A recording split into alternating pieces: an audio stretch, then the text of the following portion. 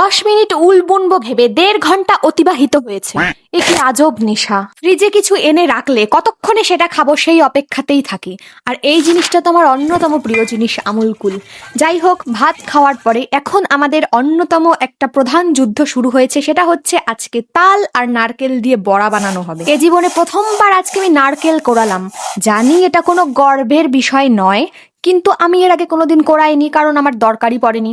আর কোড়াতে কোড়াতে একটু বেশি কুড়িয়ে ফেলেছি, শ্বাস বাদে কালো অংশটুকুও চলে এসেছে। আমার দ্বারা তো আর হইল না, তাই মাকেই হ্যান্ড ওভার করে দিলাম। এদিকে বৃষ্টিও শুরু হয়ে গেছে। তাল রান্না করা একটা অন্যতম কঠিন কাজ, এত হাতে ছিটে আসে আর যা জ্বলে যায়। সত্যি কথা বলতে তাল আমার অত ভালো লাগেও না, তবে তালের বড়া বেশ ভালোই লাগে। যাই হোক, দুটো বড়া খেয়ে সকালে যে অসম্পূর্ণ কাজ আমি করেছিলাম সেটাই এখন পূর্ণ করার চেষ্টা করছি।